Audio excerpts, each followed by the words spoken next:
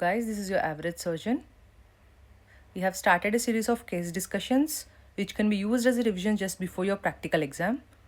All the topics we are done in all the topics of the case discussions are being covered from Das, Raj Mahendran sir's book, and the useful parts of Dayanand Babu sir and Saha sir. These discussions are just helpful for rapid revision before practicals. This doesn't replace any clinics. Yes, let's go to the discussion. Coming to the breast lump. We'll ask the patient particulars, the age of the patient, the gender of the patient, address, education, and occupation. Coming to the age, why age is important. Fibroadenoma most commonly presents in young age group, that is less than 35 years, whereas adenosis comes at any age group but is most common in the middle-aged females. Coming to the lactational breast abscess is most common post-pregnancy. Coming to the carcinoma breast, it is most common after 40 years. Coming to the gender, you all know female gender is most important risk factor for carcinoma breast. Whereas address, education, and occupation. Why these are important? Because the socio-economic status is important, which was given in Das. Very developed countries have fat-rich diet, so there is an increased risk of carcinoma breast and adenosis. Whereas underdeveloped countries, the females are multiparous, so it decreases the exposure of the estrogen. So there is low chance of carcinoma breast. Coming to the chief complaints, the chief complaint can be lump in the breast. The chief complaint can be pain. If the chief complaint is lump in the breast, you have to mention the chief complaint being the lump in the breast from how many months. Coming to the history of present illness, history of lump, the onset. The onset can be insidious in onset or sudden in onset. Insidious means the patient doesn't know when this lump started growing, when the lump first appeared. Duration, generally cancer, they tell the duration is in weeks. Whereas progression, if it's fast progression, it is cancer. It is slow progression, it is benign. The only exception for cancer with slow progression is atrophic serous carcinoma. Rate of growth, fast growth with cancer. If at all a mass is telling slow growth with long-term history, then it can be adenosis or fibroadenoma, which is a benign growth. You should always mention about history of trauma. If the history of trauma should be ruled out. If there is history of trauma, you have to rule out hematoma or fat necrosis. You should also mention about ulceration along with the lump in the breast, and also how the skin over the lump. Coming to the pain. In pain, you have to mention about the onset, from how much duration the pain is there, how is the pain progressing, what is the nature of pain, the radiation, the cyclical variation of the pain, and the aggravating factors. Imagine how the painless lump is mostly malignancy, whereas painful lump is fibroadenosis. Pain is the main complaint in acute mastitis. Coming to the nature of pain, throbbing type of pain is seen in mastitis, whereas dull aching type of pain is seen in cancer breast. Whereas coming to the radiation, periductal mastitis, generally the pain is radiated everywhere, whereas cyclical type of pain is seen in fibroadenosis. Coming to the aggravating and relieving factors, there are no as such aggravating and relieving factors. Coming to the, you have to also ask about the back pain, the hip pain, and also the shoulder pain. As the back pain, you are asking to rule out the lumbar mets, whereas the hip pain, you have to rule out the metastasis to the femur, and also shoulder pain, because after surgery, you want to know whether the shoulder movement is intact or not. Just before the surgery, you want to know how the shoulder movements are. You also ask about the discharge from the nipple. There are various types of discharges of the nipple. You can see there is a serous discharge or greenish discharge, which is seen in ductectasia and fibroadenosis. It can be purulent discharge in abscess. It can be fresh blood, which can be seen in duct papilloma or cancer. It can be milk, which is seen in galactosile and lactational breast abscess. And one more thing is important coming to the discharge, whether the discharge is coming from the single duct or the discharge is coming from the multiple ducts. If the discharge is coming from the single duct, there can be bloody discharge. Bloody discharge from a single duct. What is your differentials? The differentials are papilloma, the differentials are cancer, and the differentials of ductectasia. It is same for the multiple duct bloody discharge. Coming to the single duct serous discharge, it was told single serous spontaneous discharge until and otherwise ruled out, it is malignancy. Coming to the multiple duct, if at all multiple duct is giving blackish type of discharge, it is duct ectasia. So one thing you have to think, any blackish discharge is mostly ectasia, whereas single serous and spontaneous discharge, it is malignancy. We have completed about the pain, we have completed about the lump, and we also completed about the discharge. Now we will discuss about the retraction. You have to ask about the retraction of the nipple. Coming to the retraction of the retraction of the nipple rarely presents as a chief complaint. There can be congenital nipple retraction or there can be pathological nipple retraction. But what is important? What is important is recent onset of retraction of nipple, which is a most important feature of malignancy. If there is a recent onset of retraction of nipple, unless ruled otherwise, it is malignancy. What one more thing is important, the type of retraction. This can be seen in palpation and in the inspection. What kind of nipple retraction? If it is a slit-like nipple retraction, it is duct ectasia, whereas it is circumferential nipple retraction, it is malignancy. So we have talked about the nipple retraction. We have talked about the different type of discharge from the nipple. In nipple retraction, we have discussed about the slit-like nipple retraction and circumferential nipple retraction, and also the recent onset of nipple retraction tells about malignancy. Okay. Next, what is the next chief complaint? It can be ulceration. It can be lump noticed any other elsewhere in the body, and loss of weight. Then where does the ulceration occurs? The ulceration can be seen in eczema. The ulceration can also be seen in the Paget's disease of the breast. How do you differentiate between eczema and Paget's disease? Eczema can be bilateral, whereas Paget's is unilateral. Eczema is associated with itching, whereas Paget's is generally not associated with itching. Eczema doesn't have underlying lump, but Paget's generally has underlying lump, but it's not compulsory. In eczema, the nipple areolar complex is intact, whereas in Paget's, the nipple areolar complex is destroyed. So these are the differentiating factors between eczema and Paget's. Then coming to the loss of weight. The loss of weight in a case of breast, you can suspect tuberculosis or you can suspect malignancy. How does tuberculosis in breast presents with? The tuberculosis in breast mainly presents with retromammary abscess. So we have completed the chief complaints. We have discussed about the lump in the breast, the pain, the various types of nipple retraction, various types of discharges from the nipple, the ulceration, loss of weight, and yes, we have done. I have already this pre-made PDF. If anyone wants PDF, please do comment. Please do keep in the comment section. I am very happy to share with you.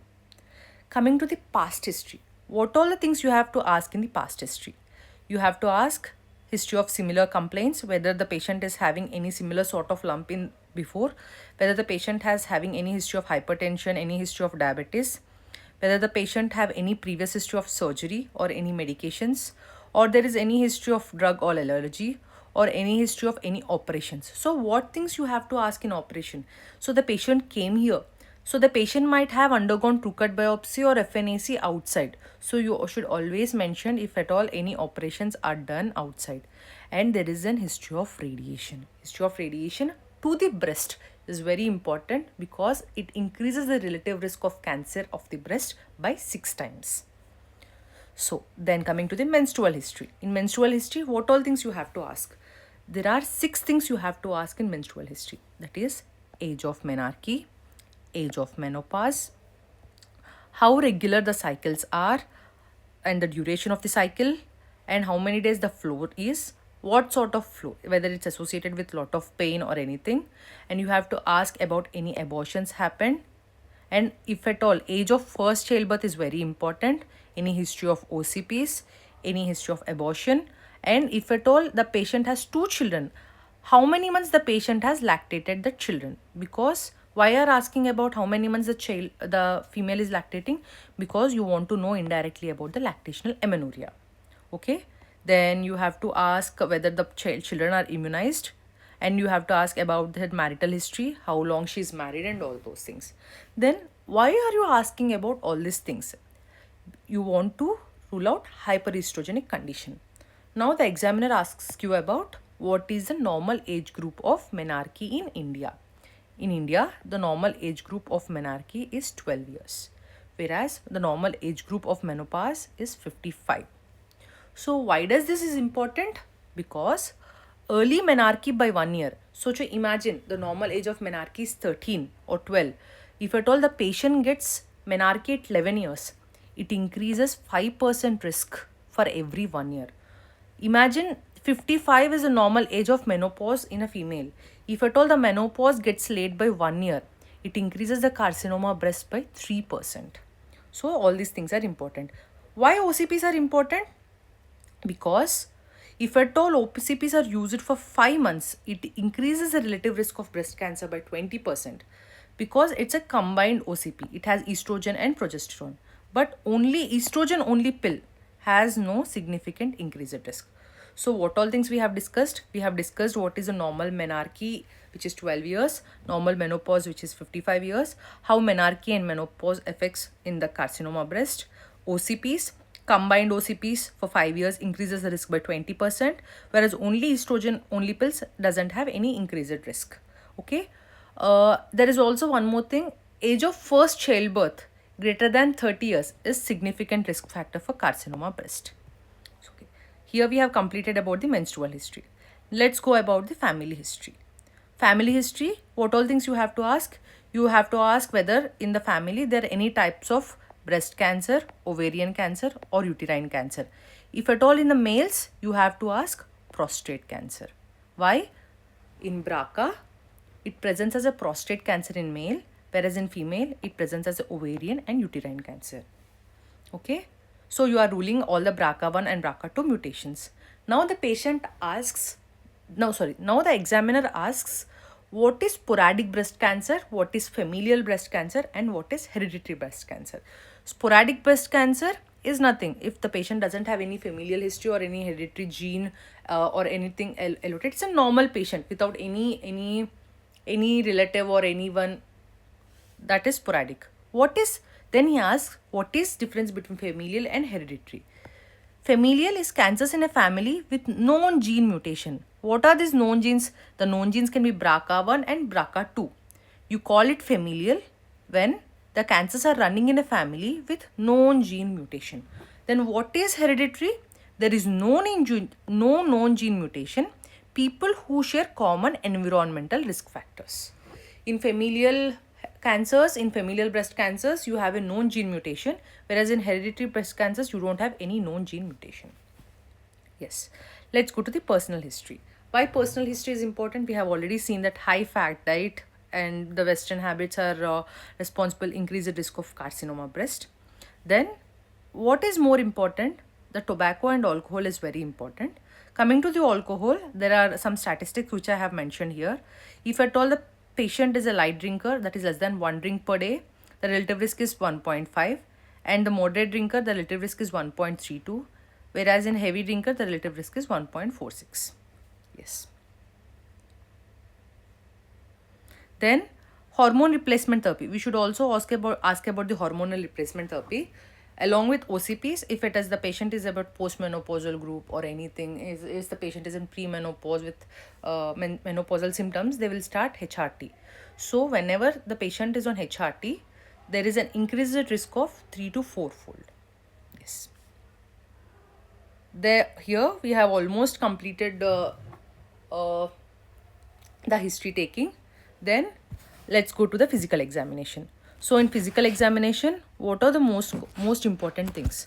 You have to mention about with consent of the patient. I have explained, you have to tell, I have explained all what I am going to do. Then you have to continue with the general physical examination. So the patient is conscient, cooperative, well oriented, okay. The build of the patient, the nourishment of the patient, okay. Then you will take the vitals, your pallor, icterus, cyanosis, clubbing, edema and lymphadenopathy. Here what you have to mention, what you have mentioned is generalized lymphadenopathy. But you will mention about the axillary lymph nodes as a part of local examination in axilla per se. In a female, always mention about thyroid, whereas in breast always mention about the spine and pelvic examination. Why you are mentioned about spine and pelvic examination? Because you want to rule out the spinal tenderness, to rule out the lumbar mets in cancer, and you have to do pelvic. Why? Any metastasis to femur, mets to femur. Okay. Then coming to the local examination. So the examiner will ask you, doctor, what is the most important position, best position to examine the breast? What is the best position to examine the breast? The best position to examine the breast is semi-recumbent position at 45 degrees. Then coming to the inspection, always tell the findings of the normal side first. So you can mention, if at all the lump is there on the right side, sir, left side breast appears normal. Then come to the right side. How do you mention? Sir, the right side breast appears normal, normal in shape, normal in size, normal in position. There is no puckering and dimpling. Skin over the breast appears normal. There is no redness, there is no engorged veins, there is no dimpling, there is no retraction, there is no puckering, there is no purdy orange, there is no nodules, there are no ulceration and fungation. Coming to the nipple, sir, the nipple position appears normal, single nipple, which is normal size and normal shape. There is no discharge associated with nipple. Coming to the areola, the color of the areola appears blackish with normal shape. The surface and the texture of the areola appears normal with no ulceration. Whereas coming, sir, the arm and thorax appears normal. The skin over the arm and thorax appears normal. This is how you will do inspection. Now, let's see what all things you have to look at the inspection, which can be your potential questions. So, what all things? So, your inspection you will see in different positions. Before starting inspection, you should always mention with due consent of a patient in a presence, if you are a male, you are examining a female patient in a presence of female examiner in a well lit room with a due consent of patient, sir, I want to inspect the patient. If at all there is no female examiner, please call any female examiner or ask your female attendant or ask your examiner whether you can continue with your examination. Yes. Coming to the inspection. Why position of the arms is important in inspection? So arms raised above the head. So what will happen when the arms are raised above the head? The inframammary fold becomes much more visible. Whatever dimpling which you are seeing, it becomes more prominent. Whereas arms by the side of the hip, it helps to see the abnormal movement of the nipple, and it also helps in knowing it also exaggerates the normal skin dimpling. Why bending forward is important? Because bending forward tells whether the mass is adhered to the chest wall or not. Whereas coming to the color, there is redness in acute mastitis, whereas the engorged veins are seen whenever there is a big mass is there. The big mass, where can you see in the big mass in the breast? You can see the big mass in phylloids, or you can see the big mass in a malignancy. Then coming to what is dimpling, puckering, retraction. Where do you see the dimpling, puckering and the retraction? So, if at all one Cooper's ligament is involved, it is dimpling. If 2 to 3 Cooper ligament is involved, it is puckering. Whereas if the lactiferous duct is involved, it is retraction. If at all there is an involvement of subcutaneous subdermal lymphatics and there is edema of the skin, then it is called purdy orange. So dimpling, 1 lactiferous duct, puckering, 2 to 3 lactiferous duct, whereas retraction is due to dimpling due to involvement of the 1 Cooper's ligament, puckering due to involvement of the 2 to 3 Cooper's ligament, whereas retraction due to involvement of the lactiferous duct, and purdy orange due to the involvement of the subdermal lymphatics along with edema of the skin. Then what is tethering? Tethering is not an inspectory finding. Tethering is a palpatory finding. This is very important. Yes. Coming to the nipples, they'll ask, if the patient is having multiple nipples, what do you call? It is called polythelia. One more thing. We have completed about engorged veins. We have completed about the dimpling, retraction and puckering. Then what are these things? You have mentioned about purdy orange. Then you have to look about the satellite nodules and the ulceration and fungation.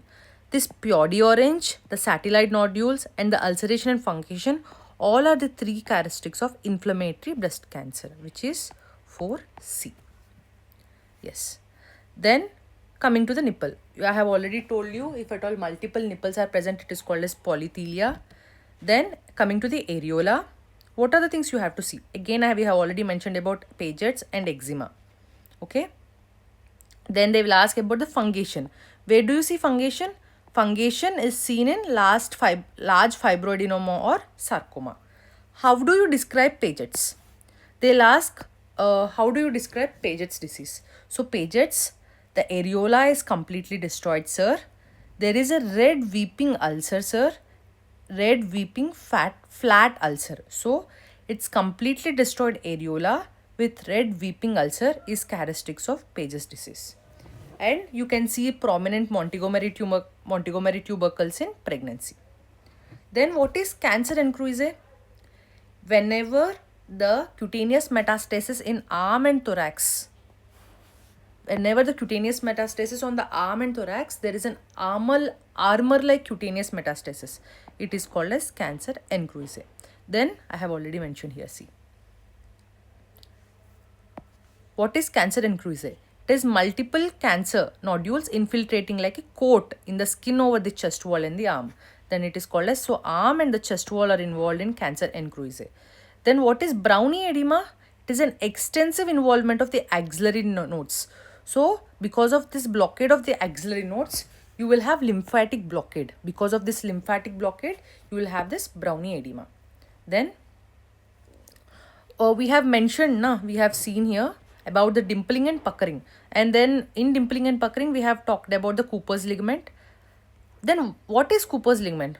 Cooper's ligament is nothing but a suspensory ligament which is an attachment between the chest wall and the breast tissue.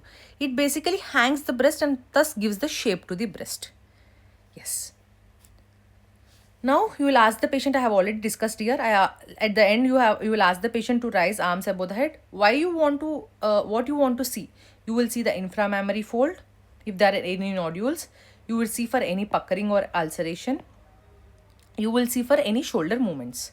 How the shoulder movements? Because after doing surgery, any nerve might be injured.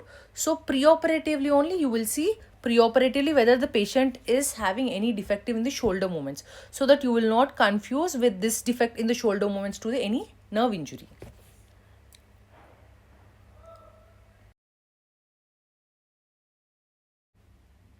Guys, I have already uploaded the part 1 which gives the general physical examination, the history taking and also the inspection. Now let's go with the palpation. Coming to the palpation per se, you will do the palpation in semi-recumbent position at 45 degrees. You will always do the palpation with your palmar surface of the 3 fingers. You will do with the palmar surface of the 3 fingers. Always palpate the normal breast first, same as that of inspection. What is the normal feel of the normal breast? It is firm, nodular and lobulated consistency. You will palpate the breast in dial clock method or clockwise direction. There are generally 4 quadrants on the breast, but some examiners call the nipple areolar complex as a 5th quadrant. The 1st, 2nd, 3rd, 4th, and some call this the nipple areolar complex as the 5th quadrant. Okay. So you will do the 4 quadrant palpation. You will do dial clock method. What is dial clock method? So if this is the thing, you will do in a clockwise direction like a dial clock. So you will do in the dial clock method with the palmar surface of the 3 fingers. Okay. Then what are the things you will see? You will see any local rise in temperature. You all know that if at all there is a local rise in temperature and tenderness, you were suspecting any inflammatory pathology. How do you see the local rise in temperature? Local rise in temperature, you will see the dorsal surface of the hand, which is nothing but the back of the fingers. What is the situation? Why the situation of the lump, where the situation of the lump is important? Because you all know the breast lump is most common, if the cancer is most common in the upper outer quadrant and also the axillary tail, because the maximum amount of the breast tissue is concentrated there. If at all a lump is present in the inner quadrant, you should always suspect whether the internal mammary nodes can be involved or there can be communication of the cancer cells through the lymphatics into the opposite breast.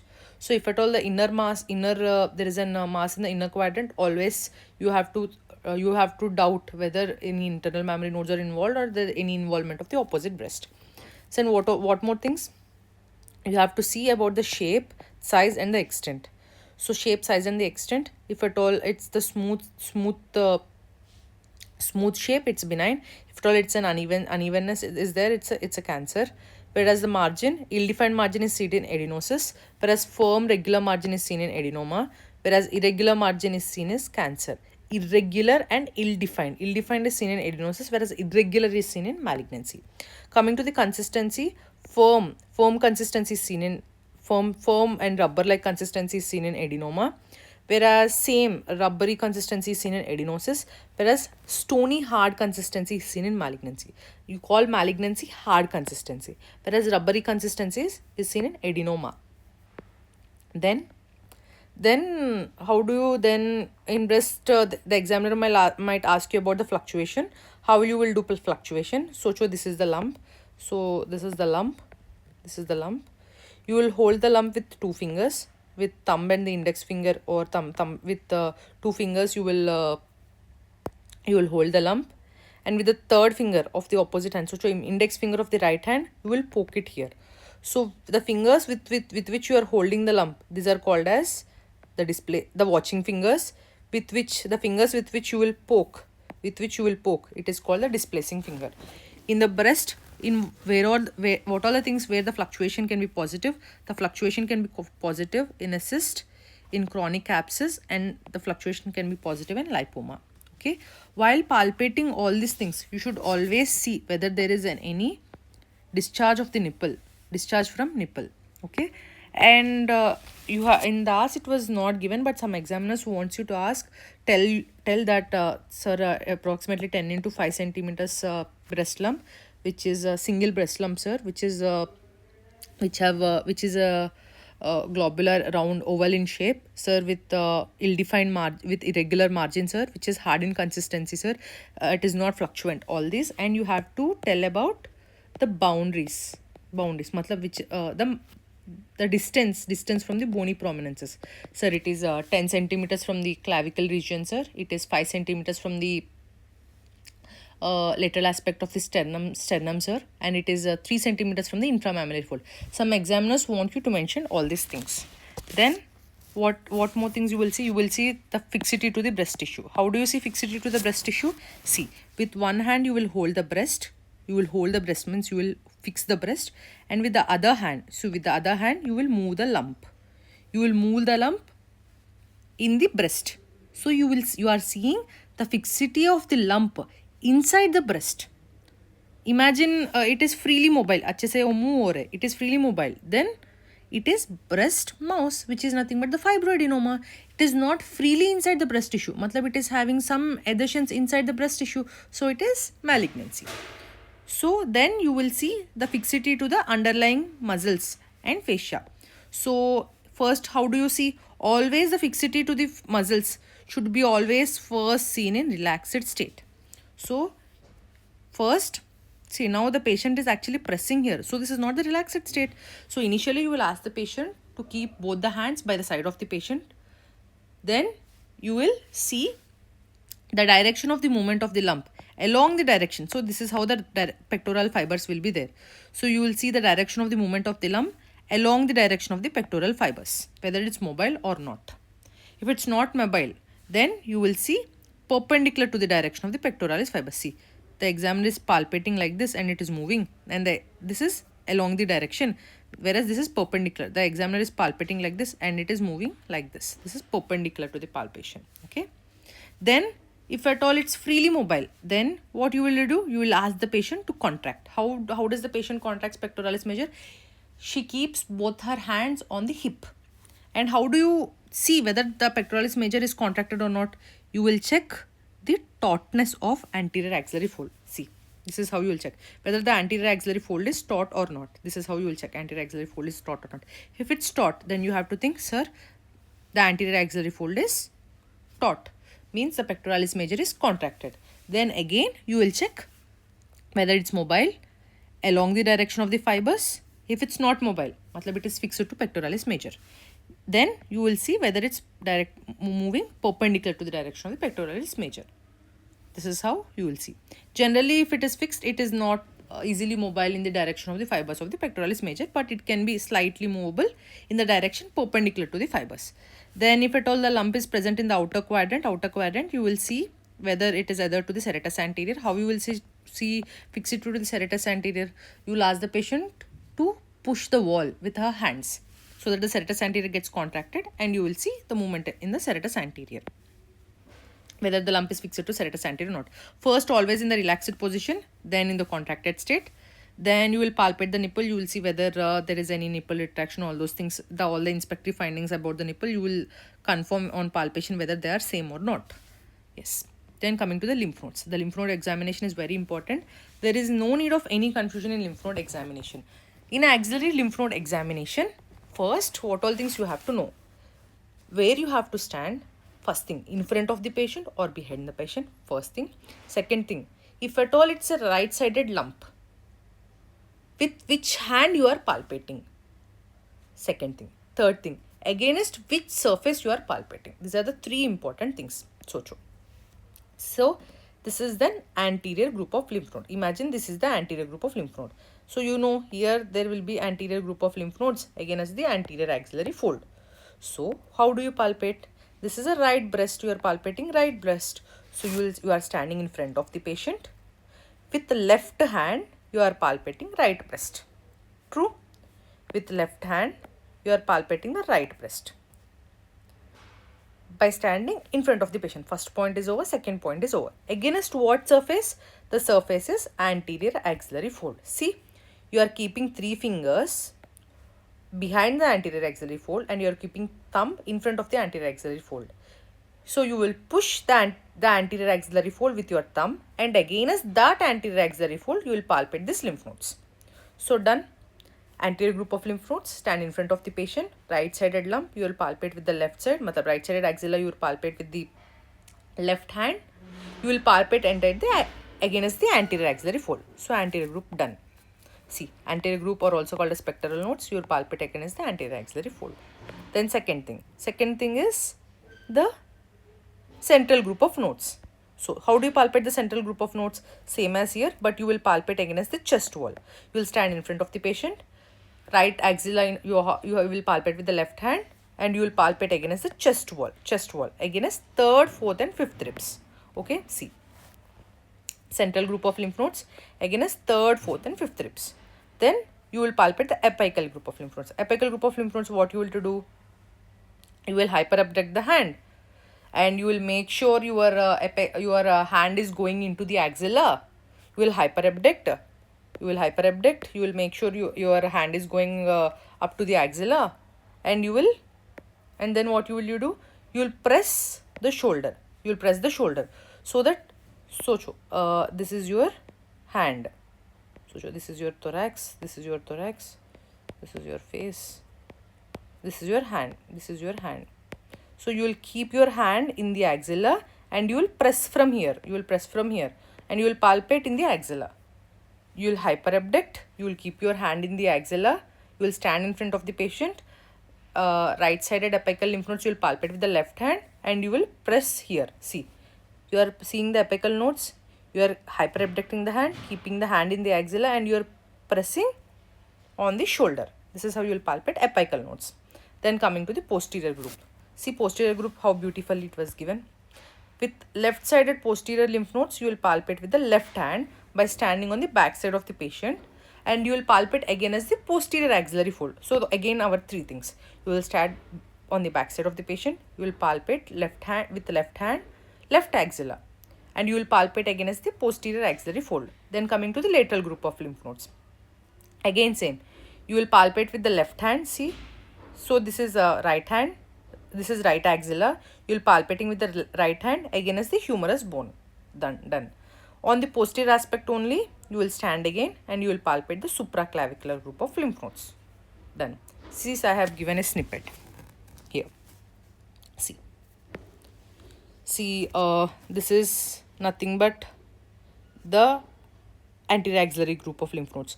So this is left breast. So left axilla, you are palpating with the right hand.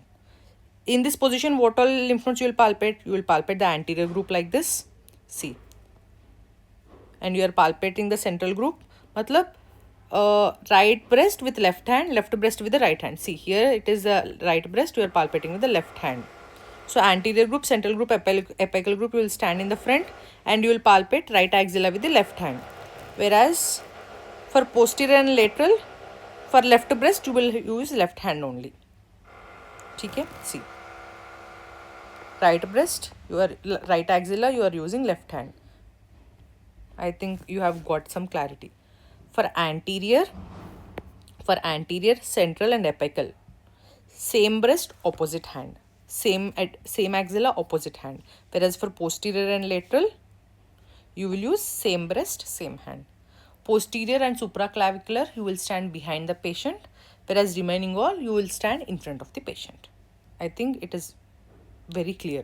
You can take the screenshot of this photo if you are having any doubt. I'll share at the end, or you can comment in the comment section so I can share this entire PDF so you can revise just before your exams.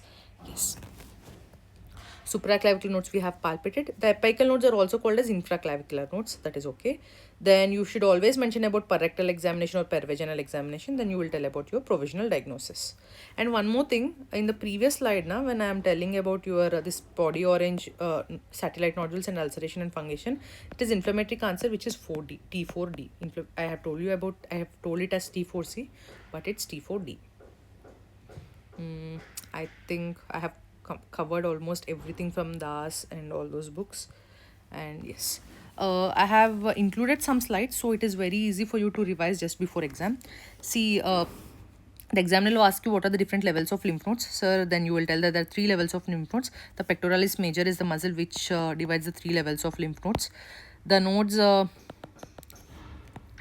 which are present inferior and lateral are the group 1, which are present behind is group 2, whereas which are present on the superior and the medial are level 3. So 1 are anterior, posterior and lateral, 2 are center and rotors. Rotors is nothing but interpectoral, whereas 3 is apical or infraclavicular. Okay. Then the examiner will ask you, doctor, how will you proceed next? You will tell, sir, I will proceed with the triple assessment. Triple assessment, I have already done clinical examination. I will go with the radiological imaging, and I also want to go with the tissue diagnosis. Then examiner will ask you, what are the most common radiological investigations you will do at your center? You will tell, sir, I will use mammography, sir. I can use USG also. Generally, you will not mention MRI. So then the examiner will ask you, doctor, how is this mammography different from an X-ray? You will tell, sir, there is a radiation of almost 4 X-rays is equals to 1 mammo, sir. 1 mammo, sir. There is a radiation of 0.8 to 1 millisievert, sir. Radiation of 0.8 to 1 millisievert, sir. And one more thing, sir, in mammography, there is a molybdenum coated plate. Molybdenum and aluminum coated plate, sir. Whereas there is a beryllium tube. So these are the important things which differentiate mammo from X-ray. So there is beryllium tube, 4 X-rays of radiation, 0.8 to 1 millisievert, sir. There is a molybdenum or aluminum basis coated plate. Then then examiner asks you what are the important features you will see on mammography. You will see fine calcifications, you will see architectural distortion, you will see duct dilatation, and these are all the normal things which gives you suspicion of malignancy in mammo. Then what is the examiner will ask you what is contrast mammography? Then you will tell, sir, generally I'll not insert any dye in mammo, sir. If at all I am injecting dye into the lactiferous duct, then I'll take an X-ray. It is nothing but the contrast mammography, sir. What will it tell? If at all the duct is smooth filling is there, it is papilloma. Where if at all irregular filling is there, then you will suspect ductal cancer. Okay. Then your BRAD score, the mammography based score. So it is 1 is negative, 2 is benign, whereas 0 is inconclusive. So you have to repeat, you have to do proper imaging. So 1 and 2, in 1 and 2, it is annual follow-up and the risk is almost 0. It is negative, it is benign. So annual follow-up, the risk is 0. Whereas 3 is probably benign. It is short interval follow-up of 6 months. The risk is almost less than 2%. So 1 and 2, it is annual follow-up.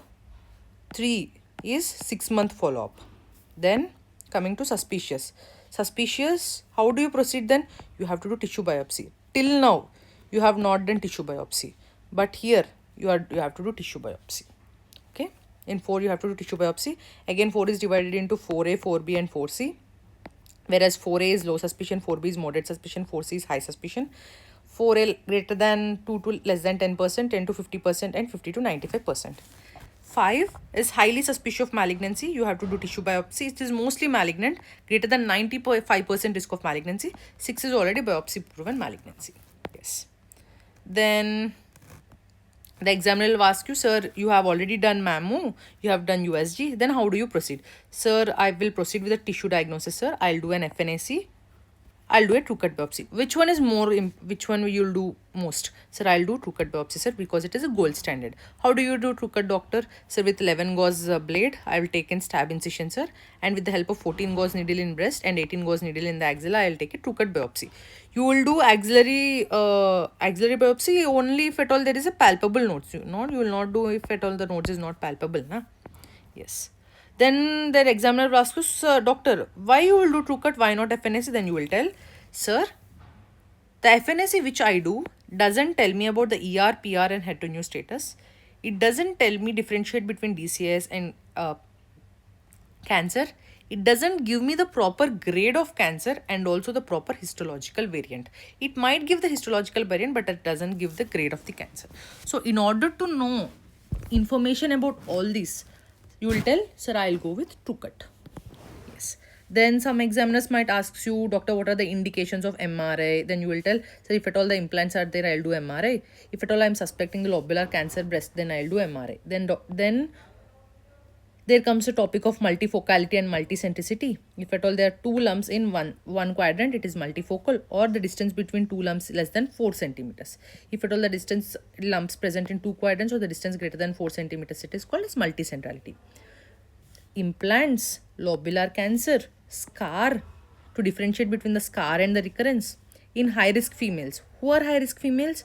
If at all the female is having a history of radiation for mantle cell cancer or anything during childhood, or else the female is having BRCA mutations. If at all the female is positive for BRCA1, BRCA2, or else the female sister, mother, or anyone, any relative, first degree relative is positive for BRCA mutations, you will label it as a high risk female. And so in mammography, it was given as a malignancy, but in USG, it was given as a benign thing. Then it is an inconclusive findings, na? Then you will always go with MRI. And women with dense breast, you will go with mammo. When do you do incisional biopsy? You will do incisional biopsy whenever your true cut is inconclusive. So you will go with incisional biopsy. You have to make sure the place wherever you are taking incision. So this is nipple areolar complex. You are taking an incision. This incision should be part of your operative incision. What are your Stewart incision or what are your elliptical incision? Na? This should be part of that incision, and you should not use any diathermy because it will displace the malignant cells. Next time when you want to do any radiation or anything, na, it will give false positive results as a malignancy. So you should not use diathermy, and you have to make sure the incision which you give for the incisional biopsy is always part of the next incision you are planning. Then here you are able to see, I think, the TNM staging. Here the T4 is important. The T4 doesn't. You have to make sure na this T4 is extension to the chest wall, but it doesn't involve the pectoralis muscles. That is very important. You will tell, sir, the mass is adhered to pectoralis muscle, sir. Then examiner will ask you, beta, then is it T4A? Then you will tell, so no, sir, it's not T4A, because chest wall, whenever the chest wall is involved, then only it's T4A. This chest wall doesn't include the pectoral muscle, sir. You have to tell it then. Then T4B. What all is T4B? Sorry. What all T4B? I have is ulceration, satellite nodules. It's T4B and purity orange. So I have told you inflammatory breast cancer. I have told you wrong previously. T4B is ulceration, satellite nodules, and purity orange. This is T4B. Then what is inflammatory breast cancer? Inflammatory breast cancer, if at all the body orange is involving greater than 1/3 of the circumference, if at all the Paget's disease is involving greater than 1/3 or body orange greater than 1/3 of the breast, then you will call it as an inflammatory breast cancer. Okay. Then you have to know about two types of breast cancer. Sorry, here I have told again. This I have to change. See here, it is not. Sorry. This is not inflammatory cancer. This is now now T4P. PUD orange, satellite nodules, all those is T4P. Okay. Then they'll ask you what is EABC. Early breast cancer is T1, so lump less than 5 centimeters, and with nodal involvement, you call it as early breast cancer. You need not do any metastatic workup unless the patient is symptomatic. Coming to the locally advanced breast cancer, you will always do metastatic workup. What is metastatic workup? You will do ALP, alkaline phosphatase, which is specific for bone. You will do the liver enzymes. You will do the USG A+P. You will do the X-ray PBH, X-ray chest, and X-ray lumbar spine. Then examiner might ask you, doctor, how does a malignant node looks like on your imaging? You will tell, sir, normally the lymph node is oval, nicely oval, but it becomes circular. So there will be loss of architecture, sir, and the node will become round, and there will be effacement of the node. There will be loss of fatty hilum. There is increased vascularity, and there is cortical thickening. These are the important features of node whenever it malignant node. Then the examiner will ask you, doctor, okay, you are telling your patient is T2, N0, M0. Then how will you proceed? Then you will tell, sir, I will proceed with MRM. Then the examiner will ask you what is the incision you will take. You will tell it's a modified Stewart incision or elliptical incision. Then what are the borders till where you will raise the flap? Sir, superiorly secondary bore clavicle, inferiorly inframammary fold, medially lateral border of the sternum, laterally anterior border of the latissimus dorsi. How much thick flap? You will take an 8 mm thick flap. Then examiner will ask you, how do you label the specimen? So this is your lump. You have taken the lump. How do you label it? Sir, I'll tie a short thread. Generally, normal, you will take any single silk or any thread and you will tie it here. You will tie a short thread. So, wherever there is a short thread, it is a superior margin of the lump. And you will tie a long thread on the lateral side. So, wherever there is a long thread, it is nothing but the lateral margin. So, specimen labeling with the thread, it's a short superior thread and long lateral thread. Nothing, you will tie a silk, that's it, nothing much. So then if at all if it's a small lump, this is what you will go with MRM. So if at all it's a big lump, it's a 10 centimeter lump, then how do you proceed? Then you will tell it's a very big lump, then you will proceed with neoadjuvant chemotherapy. Then the examiner will ask you, doctor, what are the indications of neoadjuvant chemotherapy? The indications are whenever it is a locally advanced breast cancer or high risk of systemic mets, whenever you are planning a breast conservative surgery, or whenever, imagine there is a small breast, there is a thin individual female, there is small breast, but the lump is very big. So whenever there is a small breast is to lump, you can't take off the entire breast in this patient, and you will, even though you take the entire breast, you will not have proper margins and all those. Then you will make sure you will give neoadjuvant chemotherapy and you will downsize you will make it chota, and then you will do the surgery. Or whenever there is triple negative breast cancer, or whenever there is HER2/neu positivity, then you will go for neoadjuvant chemotherapy. Then examiner will ask you, doctor, okay, your lump is very big, you have started neoadjuvant chemotherapy. How are you making sure the neoadjuvant chemotherapy you are giving is working on this patient or not? Then you will tell, sir, yes sir, based upon RECIST score, I will see the response of the tumor to my drugs. So the examiner will ask you, what is RECIST? RECIST is response evaluation criteria in solid tumors. This is called RECIST score. How you will score it? So complete response is, the lump is 10 centimeter. This lump has entirely disintegrated. All the lump and all the nodes are disintegrated. Then it is called complete response. Okay. Then pathological response. What is pathological response? Pathological response is whenever there is greater than 30% decrease in size. Imagine it is 30 centimeters. Now it has become 7 centimeters. So greater than 30% decrease in size. No new lesions. No progression of non-target lesions. Then it is pathological response. What is stable disease? It is partial response. What is stable disease? There is no partial response or no progressive disease. Means the neither the lump is decreasing in size, the 10 centimeter is being 10 centimeter, neither the lump is becoming big, then it is stable disease. What is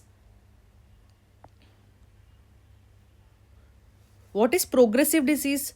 Progressive disease is greater than 20% increase in size. Imagine it is 10 centimeter is becoming 12 centimeter, and there are onset of new lesions and non-target lesions are also coming. There is a progression of non-target lesions. So then it is, you will call it as a progressive disease. So what are the different things? You are talking about a complete response. You are talking about the complete response. You are talking about the partial response. Matlab it has decreased but it has not decreased completely. Then you are talking about stable disease, neither decreasing nor decreasing. Then progressive disease, greater than 20% increase in size. One more thing, imagine you are taking this patient to neoadjuvant chemotherapy. So this much 10 centimeter lump is there, 10 centimeters lump is there, and you have given neoadjuvant chemotherapy. Suddenly the lump has decreased in size or disappeared. How will you operate this patient? So before giving neoadjuvant chemotherapy, you have to tag this lump. So this is the lump. Wherever the lump is there, you have to keep a marker. So after giving neoadjuvant chemotherapy, even though the lump disappears, you will have this marker now. Whatever marker you have kept here, you will have this marker. So at that marker, wherever the marker is there, you will make the surgery. So what all the markers you will keep? You will keep mammography guided markers. What all markers? You will give iodine 125 seed. You will keep any clip. You will keep magnesium seed, or you can keep a wire. You can keep a wire here, wire. So it is a localization. You will call it as a wire localization. This is nothing but the localization of a tumor before giving neoadjuvant chemotherapy. Let's continue the next slide in the next video. So previously we have already discussed about the staging, the MRM, the neoadjuvant chemotherapy, what is early breast cancer, what it is locally advanced breast cancer, how does a malignant node looks like, what is BIRADS, what are the indications of MRI, what are the indications of neoadjuvant chemotherapy. Now let's go about the breast conservative surgery. Imagine if it's a young female, 25-year-old female, which is coming to you, and there is an early breast cancer, which is T1, T2, and N0 disease or N1 disease. Then you can always plan with breast conservative surgery. What is breast conservative surgery? Breast conservative surgery is nothing but mastectomy along with radiation. Okay, you will do mastectomy along with radiation. So this patient is having T2, N0, and M0 disease. Matlab the node is not there. Then how do you proceed? You will proceed with sentinel lymph node biopsy. What is sentinel lymph node biopsy? Sentinel lymph node is nothing but the first lymph node which is draining the tumor. What is the indication for sentinel lymph node biopsy? In order to do sentinel lymph node biopsy, there should not be any palpable lymph node in axilla.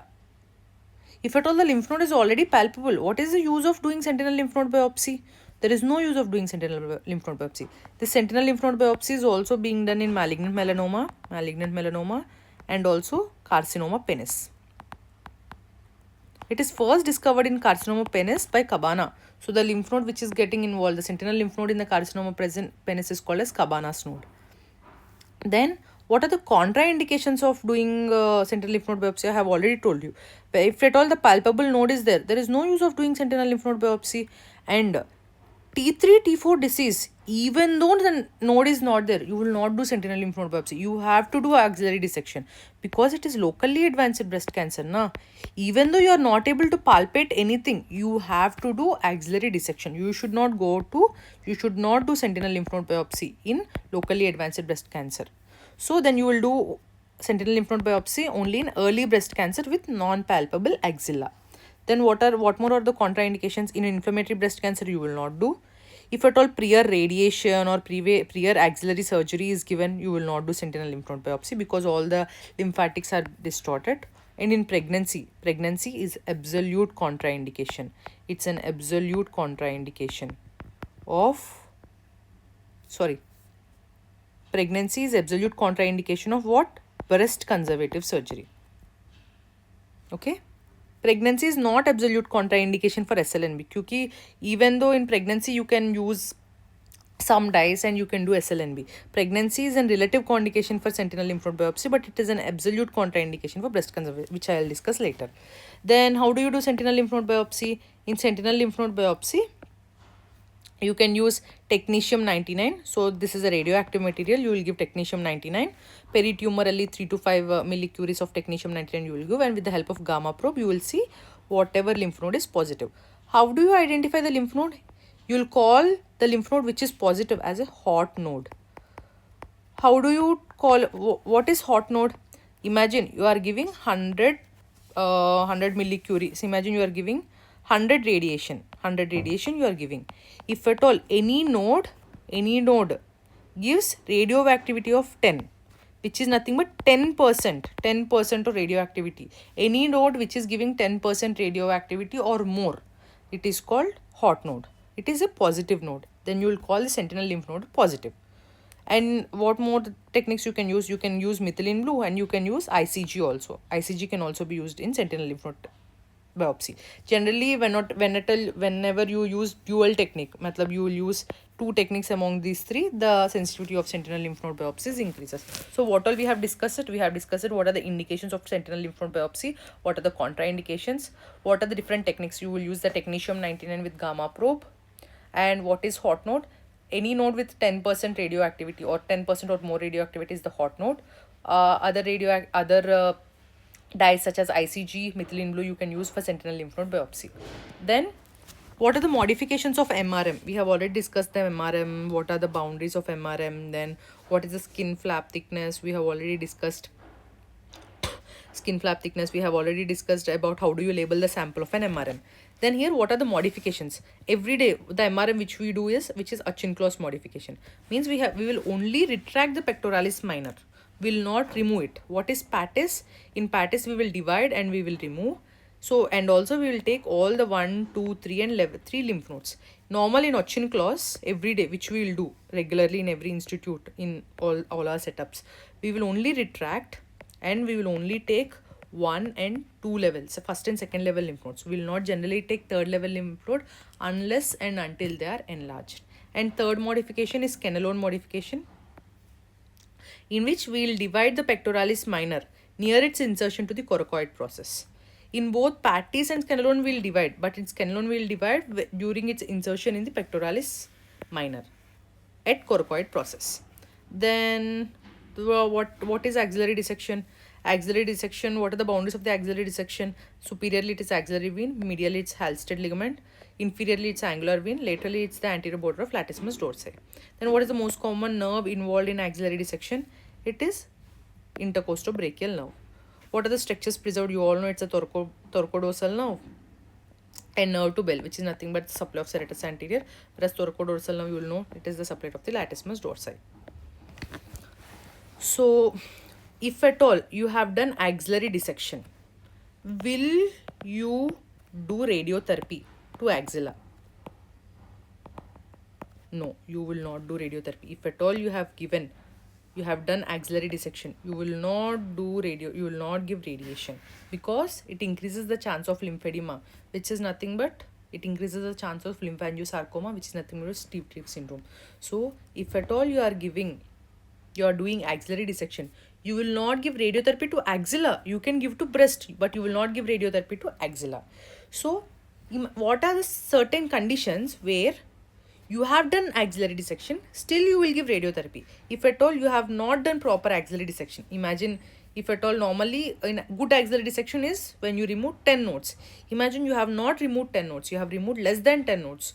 Or if at all extranodal extension is there, outside node also there is some tumor is there, or else there is lymphovascular invasion. These are the 3 indications where you will give radiotherapy even after axillary dissection. Yes. Then what all? I have already talked about what are the contraindications of breast conservative surgery. I have already told you the absolute contraindication is pregnancy. What are other contraindications? The remaining all are the relative contraindications, which is nothing but biallelic mutations of ATM, ataxia, telangiectasia gene, multicentric tumor. Because if at all the two tumors are present very distanced from one another, what is the use of doing breast conservative surgery? Or else, whenever there is a diffused microcalcification, if at all there is a BRCA mutation or there is a hereditary gene, because it's a very high risk female, you can't take chance at this female in whom radiation is contraindicated. Imagine the patient is having systemic sclerosis, connective tissue disorder.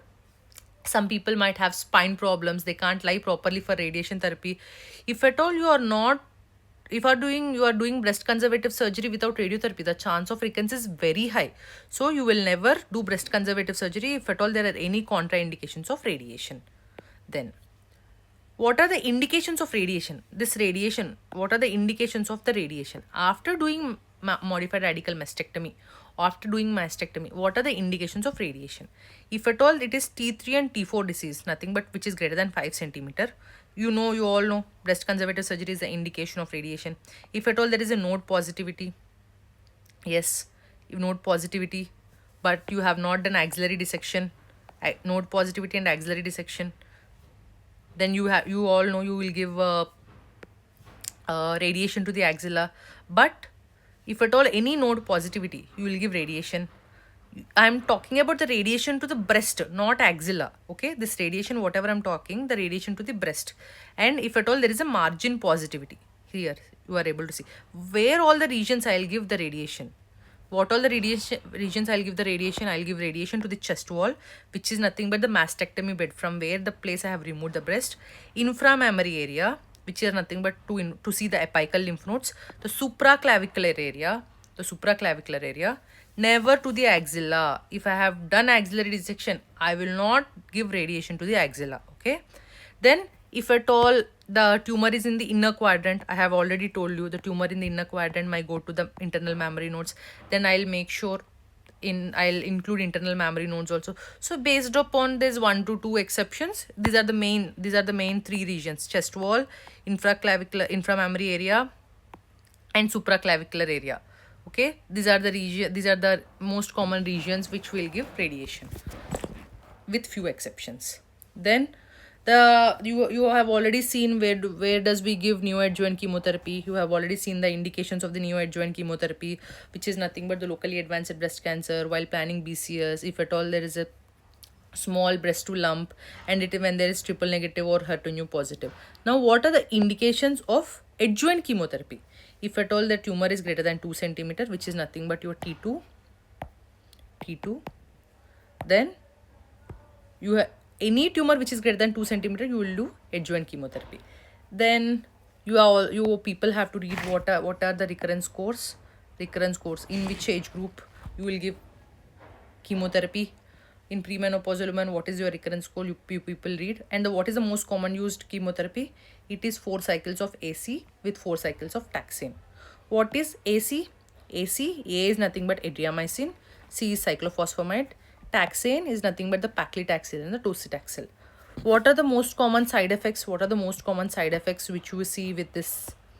With adriamycin, the most common side effect is cardiotoxicity. Whereas with taxanes, it's peripheral neuropathy.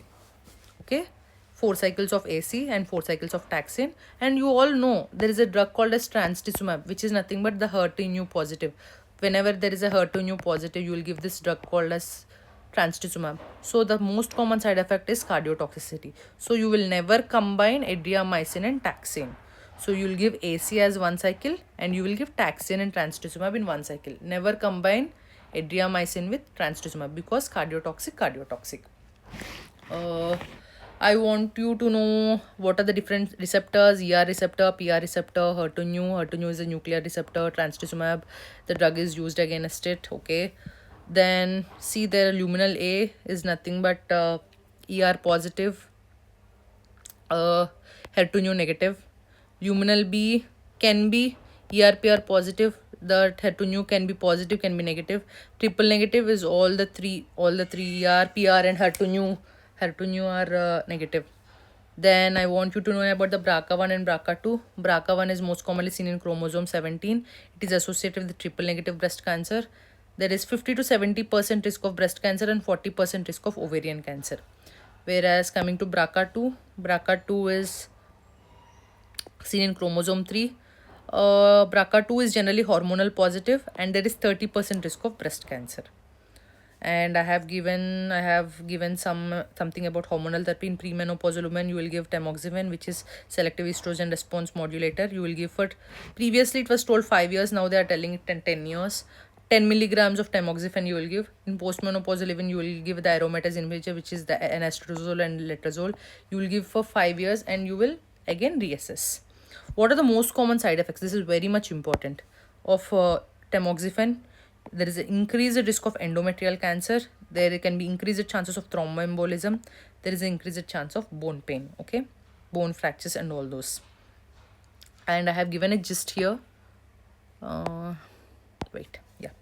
If at all stage 1 and stage 2, which is your early breast cancer, which is nothing but your T1, T2, N0, N1, or your T3, N0, you can go with MRM or breast conservative surgery, which is your mastectomy with radiotherapy. Then you can go with adjuvant chemotherapy. Then you can go with adjuvant hormonal therapy. If at all needed, radiotherapy to the chest wall. If at all it is your locally advanced breast cancer, you have to start neoadjuvant chemo, and you have to go then MRM, and you have to start adjuvant chemotherapy. If at all, and if you also have to check your status, HER2 positive, you have to add the trastuzumab treatment and all those, and you have to also start hormonal therapy, radiotherapy and all those things. So what is main thing is you will give neoadjuvant in locally advanced. If it is metastatic disease, can't do anything. You can give palliative chemotherapy, which is not of much use. You can do toilet mastectomy, okay. Wherever metastasis is there, be it be spine metastasis, be it be pelvic bone metastasis, wherever metastasis is there, there also you will give radiation, okay. I think I have completed everything. The things I have not completed is 2 or 3 tables. You have to see about the recurrence course in carcinoma breast for chemotherapy. And once you have to see Wong-Yu prognostic index, the prognostic index, and Nottingham index. These are the 3 tables which you have to see once: the Nottingham index, the Wong-Yu prognostic index, and the chemotherapy recurrence scores, the difference recurrence scores. And I think except those, everything I have covered. Thank you. Whoever needs this PDF, just please do a comment, or please do DM us on our Insta page. I would like to share this so that you can revise on the day before your exam. Thank you.